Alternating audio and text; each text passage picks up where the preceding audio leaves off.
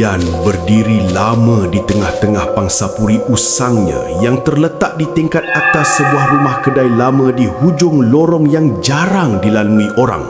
Tingkap kayunya berbingkai besi berkarat dan setiap kali angin malam bertiup, ia akan bergetar perlahan seolah-olah ada jari halus yang mengetuk dari luar. Cat dinding yang mengelupas menampakkan lapisan lama berwarna kelabu kusam, manakala silingnya bertompok-tompok dengan kesan air yang sudah menghitam. Lantai kayu di bawah kakinya terasa lembut dan rapuh, mengeluarkan bunyi berkeriut setiap kali dia mengalihkan berat badan. Udara di dalam ruang itu berat dan melekit, seakan-akan tidak pernah benar-benar segar. Bau hanyir yang samar tetapi berterusan menyelinap ke dalam rongga hidungnya, cuba ditutup dengan asap gaharu yang dibakarnya hampir setiap malam. Namun, semakin kuat gaharu itu menyala, semakin aneh campuran bau tersebut. Manis yang memualkan bercampur dengan busuk yang sukar dikenal pasti. Di bawah lantai kayu yang reput itu terletak dewan tarian singa lama yang masih beroperasi. Pada waktu siang, bunyi paluan gendang dan suara pelatih muda kedengaran jelas, memberikan sedikit rasa normal pada bangunan tua itu. Namun, pada waktu malam, apabila semua lampu dipadam dan lorong menjadi sunyi, Lian sering merasakan sesuatu yang lain. Dia dapat merasakan getaran halus dari bawah, seperti dada besar yang sedang turun naik dengan nafas perlahan. Kadangkala, lantai terasa sedikit hangat di satu sudut, seolah-olah ada haba yang naik dari ruang di bawah. Setiap kali dia cuba tidur, dia akan terdengar bunyi geseran yang terlalu perlahan untuk dipastikan, tetapi terlalu jelas untuk diabaikan. Dia cuba memujuk dirinya bahawa semua itu hanyalah kesan tekanan dan keletihan berpindah rumah. Kotak-kotak pakaian masih belum dibuka sepenuhnya, tersusun seperti penghalang kecil di tepi dinding. Setiap kali dia menyentuhnya, jari-jarinya terasa sejuk, seolah-olah kotak-kotak itu menyerap kehangatan tubuhnya. Pandangannya kerap tertarik ke arah almari kayu lama di sudut bilik yang sudah ada sejak dia menyewa tempat itu. Almari itu sentiasa tertutup rapat, tetapi bayang-bayang di sekelilingnya tampak lebih pekat daripada bahagian lain bilik. Ada saat-saat tertentu, terutamanya apabila lampu berayun perlahan tanpa sebab, Lian merasakan bayangnya sendiri bergerak tidak selari dengan tubuhnya, seolah-olah ada satu lagi kehadiran yang meniru pergerakannya dengan jeda sesaat. Perasaan diperhatikan itu semakin hari semakin kuat, menekan dadanya dengan beban yang tidak mampu dijelaskan. Pada malam ketiga selepas perasaan itu mula mengganggunya dengan lebih ketara, Lian terjaga tepat pukul 3 pagi tanpa sebab yang jelas. Jam di dinding berdetik perlahan, bunyinya terdengar terlalu kuat dalam keheningan malam. Dan kemudian bunyi itu muncul. Dung, sret, dung. Bunyi tersebut bergema dari bawah lantainya, dalam dan berat, seperti hentakan sesuatu yang tidak sepenuhnya manusia. Dia bukan rentak latihan biasa, tiada rirama yang teratur, tiada sorakan, tiada suara manusia. Hanya hentakan perlahan disertai bunyi seretan panjang, seolah-olah sesuatu yang berat sedang ditarik di atas simen kasar. Katil besinya bergetar halus setiap kali bunyi dung terdengar. Getaran itu merambat naik ke tulang belakangnya, membuatkan giginya terasa ngilu. Nafasnya menjadi pendek-pendek dan peluh sejuk mula membasahi tengkuknya walaupun udara malam agak dingin. Dalam sela bunyi siretan itu, dia terdengar sesuatu yang lain, seperti nafas berat yang ditahan atau mungkin keluhan panjang yang keluar dari rongga dada yang besar. Bunyi itu terasa terlalu dekat, seolah-olah tidak terpisah oleh lantai kayu yang menipis itu. Dung, sret, dung. Kali ini bunyinya lebih jelas, lebih hampir. Lian mencengkan selimutnya sehingga buku jarinya memutih. Dia tidak berani bangun, tidak berani membuka pintu, malah tidak berani memalingkan wajahnya ke arah lantai. Dalam fikirannya, dia membayangkan papan lantai itu retak, terangkat sedikit dan sesuatu yang merah menyelinap keluar dari celahnya. Apabila bunyi itu berhenti secara tiba-tiba, kesunyian yang menyusuli terasa menekan gegandang telinganya. Namun, dalam sunyi itu, dia dapat merasakan kehadiran yang sama, seolah-olah sesuatu di bawah sana telah berhenti, bukan kerana ia selesai, tetapi kerana ia sedang mendengar, menunggu tindak balasnya, menikmati ketakutannya. Akhirnya, didorong oleh rasa ingin tahu yang bercampur dengan ketakutan yang melampau, Lian bangun dengan kaki yang terasa lemah. Dia melangkah perlahan ke arah tingkap. Setiap langkah disertai bunyi kriut lantai yang membuatkan jantungnya berdegup semakin laju. Kaca tingkap dipenuhi wap tipis walaupun malam itu tidak hujan. Dengan tangan menggigil, dia menyeka sedikit ruang dan mengintai ke lorong belakang. Lorong itu basah dengan air longkang yang mengalir hitam dan pekat.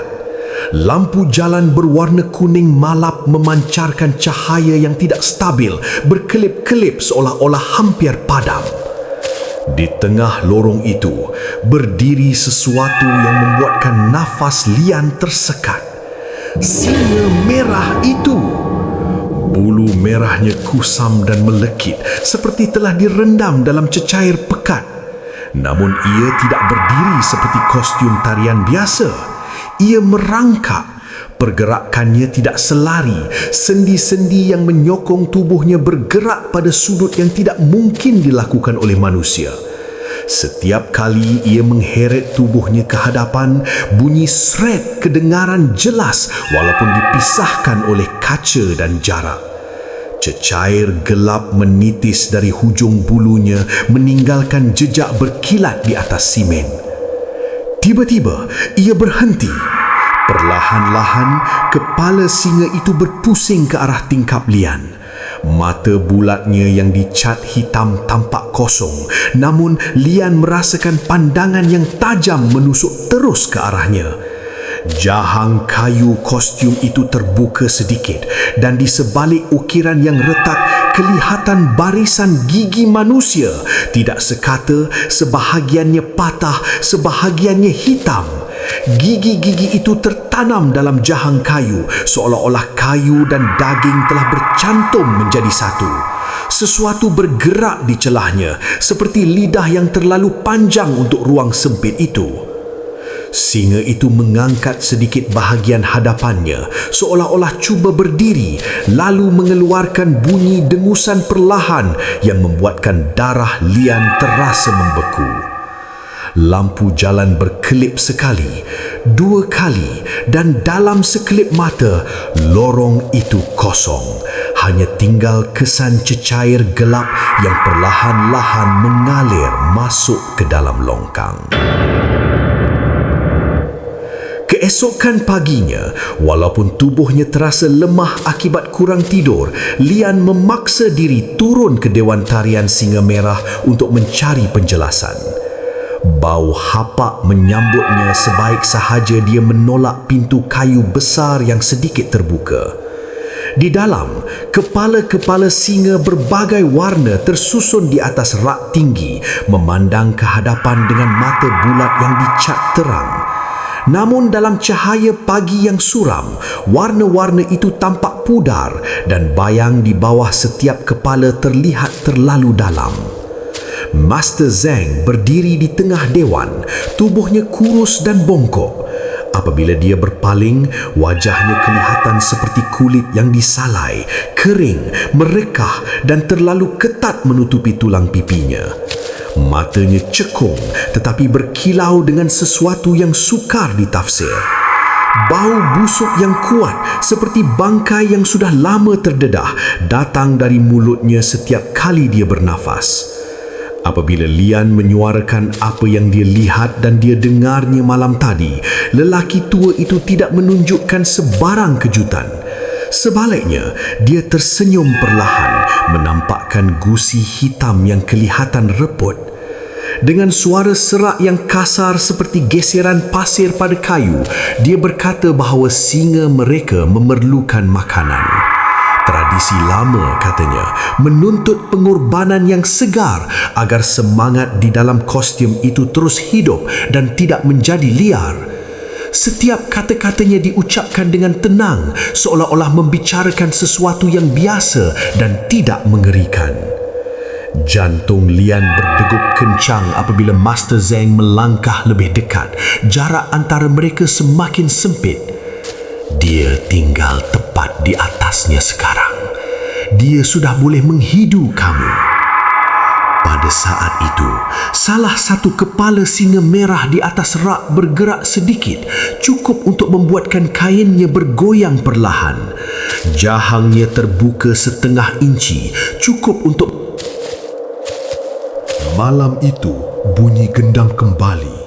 Lebih kuat, lebih liar, dan kali ini disertai suara rintihan yang panjang dan sayu, seolah-olah datang dari dada seseorang yang sedang diseksa tanpa henti. Dung, dung, dung. Paluannya tidak lagi perlahan seperti sebelumnya, tetapi bertubi-tubi menghentam ruang malam dengan keganasan yang membuatkan tingkap bergetar. Lian terduduk di atas katilnya, kedua-dua tangannya menekup telinga, namun bunyi itu seakan-akan datang dari dalam kepalanya sendiri. Di antara setiap hentakan, kedengaran suara merayu, serak, terputus-putus, seolah-olah tekak yang kering cuba menjerit meminta tolong. Tiba-tiba, sesuatu yang hangat menitis ke atas kakinya. Lian menunduk dan melihat cecair merah pekat merembes keluar dari celah-celah papan lantai. Ia mengalir perlahan pada mulanya, kemudian semakin banyak, membasahi permaidani buruk yang sudah lama tidak dicuci. Bau besi darah memenuhi ruang bilik, menusuk hidung dan tekaknya hingga terasa loya. Cecair itu bergerak seperti hidup, mencari-cari celah untuk menyebar, dan setiap kali paluan gendang berbunyi, alirannya menjadi semakin deras. Lian cuba menjerit, tetapi dadanya terasa kosong, seolah-olah udara di dalam bilik itu disedut keluar oleh sesuatu yang tidak kelihatan. Mulutnya ternganga tanpa suara, dan paru-parunya terasa berbakar akibat kekurangan oksigen. Setiap paluan gendang menghentam dadanya seperti tumbukan keras, memaksa jantungnya mengikut rentak yang ganas dan tidak menentu. Dung, degupan jantungnya tersentak. Dung, nafasnya terhenti sesaat. Dia merasakan tulang rusuknya bergetar, seakan-akan jantungnya mahu pecah dan keluar dari dadanya untuk turun menyertai irama kejam di bawah lantai itu. Dalam keadaan hampir hilang pertimbangan, Lian bangkit dengan langkah terhuyang-hayang dan mencapai sebilah pisau dapur dari atas meja kecilnya. Tangannya menggigil, namun genggamannya pada pemegang pisau semakin kuat, seolah-olah itulah satu-satunya perkara yang masih nyata. Tanpa memikirkan risiko, Lian membuka pintu dan menuruni tangga kayu yang gelap menuju ke dewan di bawah. Setiap anak tangga berbunyi kuat, tetapi bunyi itu tenggelam dalam paluan gendang yang semakin menggila. Pintu dewan terbuka luas, seakan-akan menunggunya masuk. Bau hanyir darah yang amat meloyakan menyambutnya, lebih pekat daripada apa yang merembes ke dalam biliknya. Udara di dalam dewan terasa lembap dan panas, seperti ruang tertutup yang dipenuhi nafas makhluk hidup. Di atas rak-rak tinggi, berpuluh-puluh kepala singa tersusun kemas, tetapi kini jelas kelihatan bahawa mereka bukan sekadar kostum kain. Kulit mereka mempunyai liang roma yang halus, lengkap dengan parut, kedutan dan kesan jahitan kasar yang menyambungkan helaian-helaian kulit itu satu sama lain. Sebahagian kulitnya kelihatan masih segar, kemerahan, seolah-olah baru ditanggalkan. Ada bahagian yang kehitaman, seperti sudah mula mereput.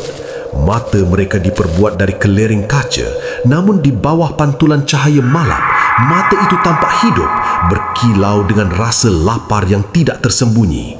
Setiap kali Lian melangkah, mata-mata itu seolah-olah berpusing sedikit, mengikori gerak-geri tubuhnya. Nafasnya menjadi semakin laju apabila dia menyedari bahawa beberapa kepala singa itu bergerak halus, seperti sedang menarik nafas perlahan. Di tengah-tengah dewan, di atas sebuah pelantar kayu yang ditinggikan, terletak sebuah kepala singa hitam keemasan yang jauh lebih besar daripada yang lain. Warnanya gelap berkilat, dihiasi corak emas yang pudar, namun aura yang mengelilinginya terasa berat dan menekan. Lian melangkah mendekatinya dengan pisau masih di tangan, dan semakin hampir dia berdiri, semakin jelas butiran mengerikan yang terpapar di hadapannya. Rambut pada singa itu bukan diperbuat dari benang atau bulu tiruan. Ia adalah rambut manusia, hitam, panjang dan masih melekat pada cebisan kulit kepala yang dijahit pada rangka bambu. Akar rambut itu jelas terlihat tertanam pada kulit yang masih mempunyai tumpuk darah kering. Jahitan kasar dengan benang tebal mengikat helaian kulit itu, membentuk wajah singa yang mengerikan. Tiba-tiba, rahang singa hitam keemasan itu terbuka luas dengan bunyi retakan kayu yang kuat. Bau busuk mayat yang mereput meluruh keluar, membuatkan Lian hampir jatuh akibat loya. Di dalam kerongkang gelap itu, dia melihat sesuatu bergerak. Sepotong lidah yang panjang, merah kehitaman, berdenyut perlahan seperti makhluk hidup. Lidah itu menjulur sedikit keluar, bergetar, seolah-olah cuba menjilat udara dan merasai kehadirannya. Dari dalam rongga itu juga, kedengaran bunyi halus, gabungan rintihan dan dengusan yang membuatkan seluruh tubuh Lian membeku. Di sudut dewan yang paling gelap, di mana cahaya hampir tidak sampai, Lian melihat satu pemandangan yang membuatkan lututnya terasa longgar. Master Zeng berdiri tegak di hadapan seorang lelaki tanpa kulit. Tubuh lelaki itu merah berkilat, otot-ototnya terdedah dan berkilau di bawah cahaya malam. Setiap pergerakan menampakkan gentiran daging yang menegang dan mengendur.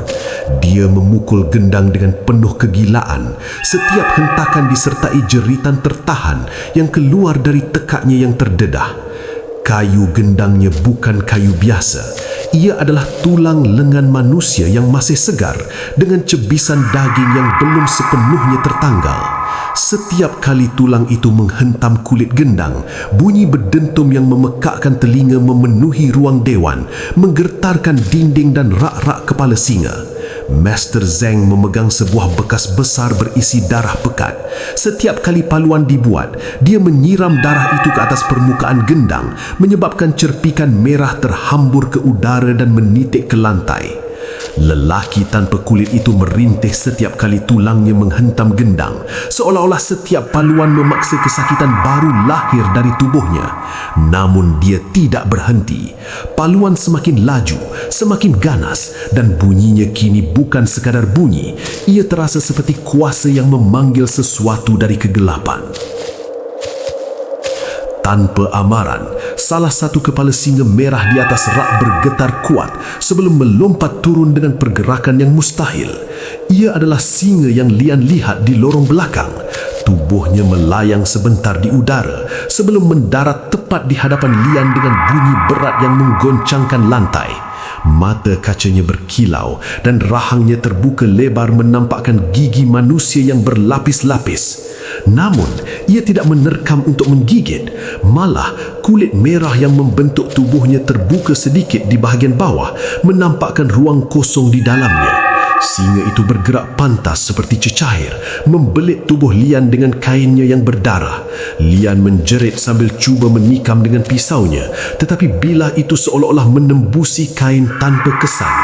Dia merasakan sesuatu yang tajam dari rangka bambu di dalam kostum itu mula menusuk ke dalam dagingnya. Duri-duri halus mencengkram kulitnya, menembusi pakaian dan menyelinap masuk ke bawah lapisan kulit. Rasa peritnya tajam dan panas, seperti ribuan jarum dipaksa masuk serentak. Singa itu terus membelit, menariknya perlahan ke arah ruang kosong di bawah kulitnya, seolah-olah mahu menjadikan tubuh Lian sebahagian daripada dirinya. Dalam kekalutan itu, Lian dapat merasakan degupan jantungnya mula selari dengan paluan gendang yang menggila. Nafasnya semakin pendek, penglihatannya semakin kabur, dan untuk sejenak yang menakutkan, dia merasakan bukan sahaja tubuhnya yang ditarik masuk, tetapi juga jiwanya. Keesokan harinya, Dewan tarian singgah itu sunyi sepi, seolah-olah tiada apa yang pernah berlaku di dalamnya. Cahaya pagi menembusi celah tingkap tinggi, menyinari habuk-habuk halus yang terapung di udara. Bau hanyir malam tadi sudah berkurang, digantikan dengan bau gaharu yang kuat dan menyesakkan. Di tengah dewan, Master Zeng duduk bersila dengan tenang. Jarum panjang di tangannya bergerak perlahan dan teratur. Dia sedang menjahit sesuatu menggunakan benang hitam yang kasar. Setiap tusukan jarum menembusi kulit dengan bunyi lembut yang mengerikan. Di atas pelantar utama terletak sebuah kepala singa baru. Ia kelihatan luar biasa cantik. Kulitnya licin, tegang dan masih segar, seolah-olah belum pernah disentuh udara luar. Corak warnanya terang dan memukau, jauh lebih indah daripada yang lain. Namun, yang paling mencuri perhatian ialah sepasang mata coklat yang terpasang kemas pada wajah singa itu. Mata itu sangat dikenali, mata milik Lian. Anak matanya kaku dan tidak lagi bergerak, tetapi pada sudut tertentu, ia tampak berkilau seolah-olah menahan air mata yang tidak pernah sempat gugur. Master Zeng tersenyum kecil setiap kali jarumnya menutup satu lagi jahitan. Di bawah kain sutera merah yang baru dipakaikan pada kepala singa itu, terdengar satu bunyi yang hampir tidak dapat dikesan. Degupan jantung yang lemah, perlahan tetapi masih ada. Dum! Satu degup halus tenggelam dalam sunyi pagi. Kepala singa itu tergantung diam, namun di sebalik keindahannya, sesuatu masih hidup, terperangkap di dalam rangka buluh dan lapisan kulit yang dijahit rapi. Dan jauh di dasar dewan, gema paluan gendang yang perlahan seakan-akan berbisik, menandakan bahawa tarian itu belum berakhir dan tidak akan pernah berakhir.